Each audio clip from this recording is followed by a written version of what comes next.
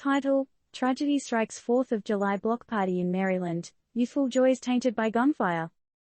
TLDR. In the early hours of Independence Day, what should have been a vibrant block party turned tragically sour in Salisbury, Maryland. Gunshots claimed the life of a 14-year-old boy and left 6 others nursing their wounds. Despite the sheriff's office being on high alert, no suspects have been identified so far, leaving the community drenched in concern and mourning. It was an evening meant for fireworks, laughter, and youthful jubilance. As the last sparklers sputtered out in the streets of Salisbury, Maryland, an unexpected eruption of gunfire sadly replaced the jovial atmosphere of a 4th of July block party. The aftermath left a 14-year-old boy dead and 6 others wounded in the heart of a community that was just beginning to celebrate the nation's independence. As the police sirens replaced the echo of the fireworks, shock and despair quickly blanketed the neighborhood. After receiving the distress call shortly after midnight, officers from the Wicomico County Sheriff's Office were on the scene. Despite their swift response, they arrived to a sobering sight. 7 people had been shot, including the young boy who sadly succumbed to his injuries at a nearby hospital.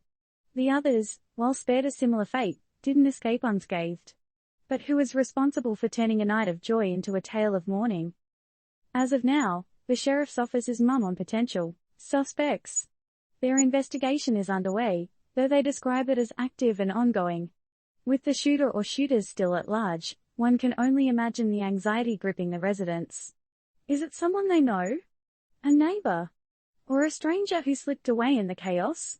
While the residents grapple with the pain of the aftermath, we're left to question how a day of national pride turned into a night of national sorrow. Why should a night filled with the sparkling spectacle of fireworks end in the somber flicker of ambulance lights?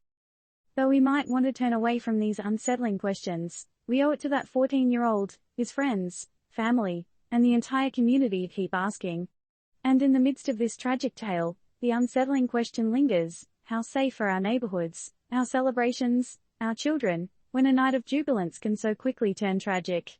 In the quest for answers, what can we do to ensure that our block parties do not become the backdrop of our nightmares?